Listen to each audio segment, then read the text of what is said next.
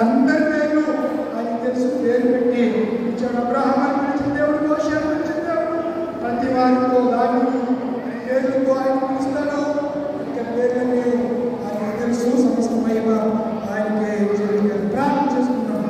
పరిశుద్ధుల పరమ తండ్రి, జీవాధిపతి నీకు వందనాలు, స్తోత్రాలు.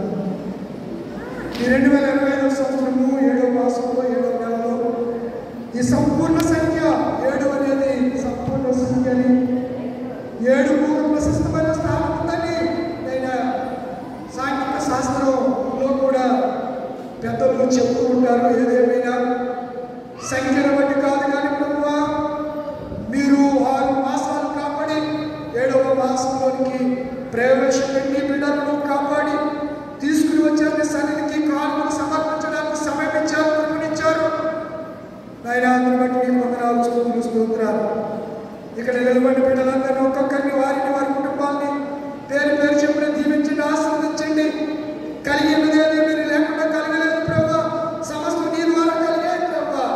మీరిచ్చే ఆశీర్వాదాలను, మీరిచ్చే ప్రభా ఆయువులు బిడ్డలు పొందుకుని నీ సన్నిధిలో వర్తిల్లే భాగ్యంలో బిడ్డలందరికీ, నీ కుటుంబ బిడ్డలందరికీ దయచేయండి.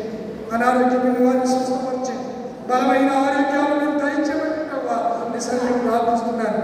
చిన్నవారిని మొదలుకొని వృద్ధుల వరకు, పెద్దవారి వరకు ఒక్కొక్కరిని నీ హస్తం చాపి మీరు బలపరచండి ప్రభువా. వీరి పట్ల నీ గొప్ప కార్యాలు, నీ ప్రణాళికలు మీరు స్థిరపరచండి ప్రభువా. నీ వందనాలు, స్తోత్రాలు. నీ అనాది సంకల్పంలో ఈ బిడ్డల పట్ల మీరు కలిగి ఉన్నటువంటి చిత్తాన్ని నేడు దినాల బిడ్డల కుటుంబాలను మీరు జరిపించండి. అవసరతలన్నీ తీర్చండి, ఆయువులు అనుగ్రహించండి. రాకపోకల్లో, ప్రయాణాల్లో తోడుగా ఉండండి. ఏది లోటు లేకుండా, తక్కువ కాకుండా ఈ నెల దినాలు, ఈ 7వ మాసంతో కాపాడండి.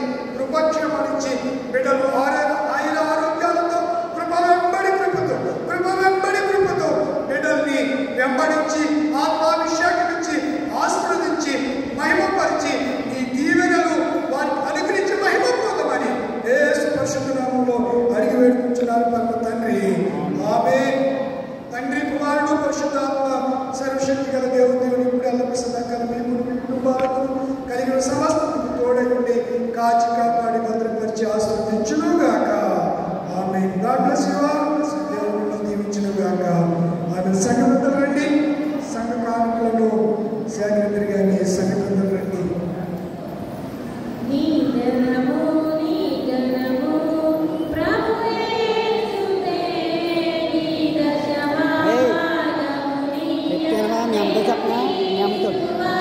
చెప్తున్నారు ఇంటికి వెళ్ళగా